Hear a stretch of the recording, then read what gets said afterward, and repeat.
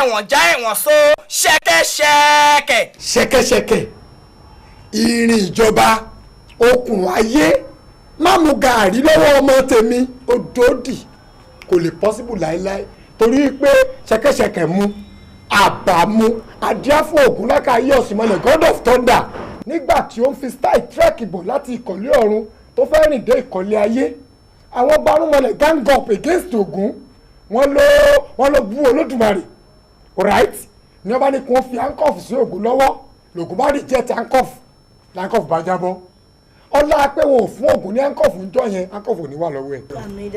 tí a bá ní kó màgbó wà ló smell tá a bá ní kó sígbẹ́rẹ́ wà ní blood máa go shout ṣé wàá dáa kó jẹ́ pé ọmọ tèmi náà máa fi handcuff lé káàkiri lójú oorun àwọn pólíìsì ayé wọn kò inspector wà nù wọn lẹ́tàrà kọlẹ̀ wà nù wọn láwọn tí wọ́n ti gba training lọ́wọ́ àwọn àjẹ́ ọmọ wa fa handcuff lé ọmọ mi kiri. ṣẹ́kẹ́ṣẹkẹ̀ Yomi Ogunmọ́lá o Mr. Movie láǹkẹ́ ọ̀mú ìpàdé wa bí òyìn o àwa gbà pé Yomi Ogunmọ́lá ò kú o ẹ̀yin àyànfẹ́ Mr. Movie Yomi Ogunmọ́lá ẹ ó rí wò bí ìran nínú fídíò VCD ṣẹ́kẹ́ṣẹkẹ̀. o ti ń gbàgbọ́dé kó tó kó bá mi wá kúrò lọ́fíìsì.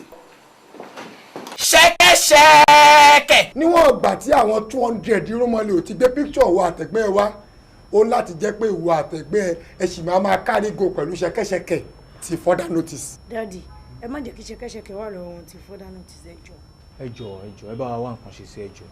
kí la lè ṣe fún ẹ o yes ọ̀rọ̀ ẹ ò gbẹ bọ́ kò gbé tutù eyín àkànkan ọba aláyé la máa lò wàá ní sùúrù dìgbà tẹ́nìkan máa ṣe pátí tó dé èèyàn ńlá tó máa invite ọba aláyé tó ló bá ti pọ̀ wàá kàn lọ síbẹ̀ ni wàá kàn mú ẹ̀ṣẹ̀ dání báyìí wàá kàn gbọ́ ọba aláyé lẹ́sẹ̀ ní wọ́ọ̀ sórí eyín ibi àhùkù eyín ibi ẹ̀jẹ̀ àbò àgé àwọn ẹ̀jẹ̀ àwa yẹ yìí wàá máa bọ̀bọ̀ lé àwa sígbẹ́rẹ́ kan sí iwájú báyìí ó tán àgbélépa ẹnímì tó heavy ni. ṣẹ́kẹ́ṣẹkẹ̀ ọwọ́ góòlù àwa ò ní ìdánwò ṣẹ́kẹ́ṣẹkẹ̀ ẹ ṣàmì ṣẹ́kẹ́ṣẹkẹ̀.